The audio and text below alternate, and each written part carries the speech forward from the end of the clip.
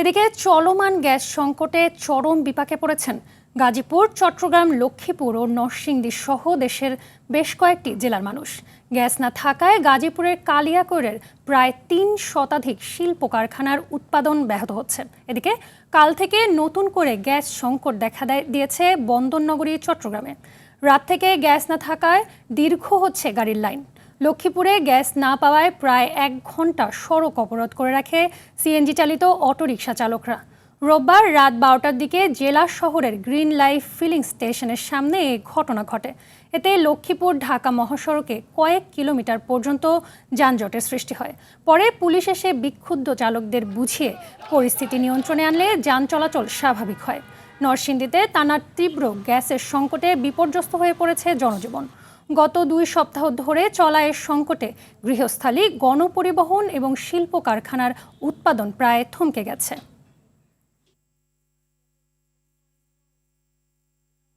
আসলে তো গ্যাস নাই, গ্যাস আসলে তো বিদ্যুৎ নাই, বিদ্যুৎ আসলে গ্যাস থাকে না, গ্যাস আসলে বিদ্যুৎ থাকে না।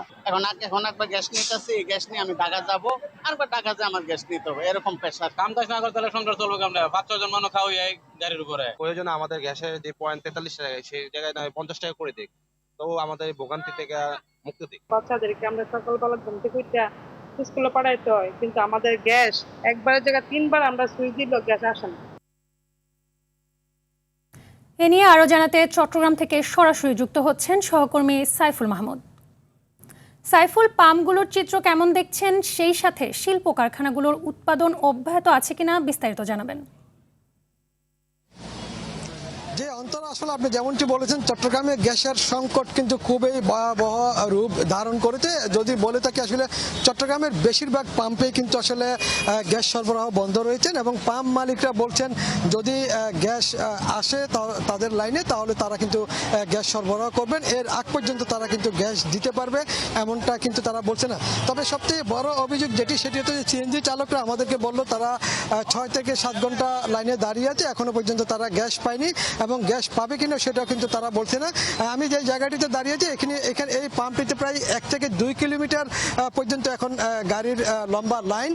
তবে এখানে যারা ড্রাইভার আছে, সিএনজির ড্রাইভার, তারা বললো আসলে তারা এই দুপুর ১২টা বাজছে, এখনো পর্যন্ত তারা কিন্তু গ্যাস পায়নি। গ্যাস পাবে কখন তারা সেটাও কিন্তু বলছে না। তবে তাদের সাথে যেই বিষয়টি সেটি হচ্ছে যে সিএনজির যে মালিক, তাদেরকে কিন্তু পুরো দিনের আমদানি তাদেরকে দিয়ে দিতে হবে, তারা এমনটাই বললো। আসলে আমরা এর মধ্যে ২-১জন ড্রাইভারের সাথে কথা বলবো, তাদের কি অভিযোগ আমরা একটু জানার চেষ্টা করব।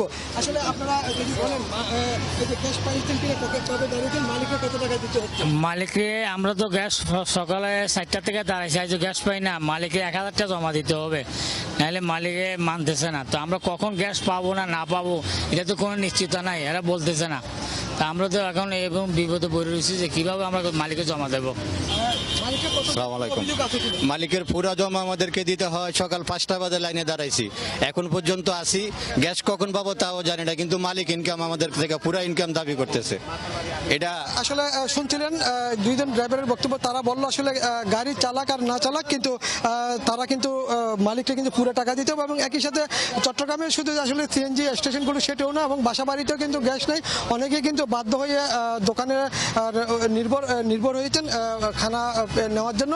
এবং একই সাথে গণপরিবহন যেগুলো রয়েছে সেগুলোতেও কিন্তু আসলে বাড়তি ভাড়া নিচ্ছে, যেহেতু আসলে ৪-৫-৬ ঘন্টা দাঁড়িয়ে কিন্তু অনেকে গ্যাস নিচ্ছেন। এবং একই সাথে বিশেষ করে গণপরিবহনের যেগুলিতে শিক্ষার্থীরা চলাচল করে সেই গাড়িগুলোতে কিন্তু সমস্যা হচ্ছে।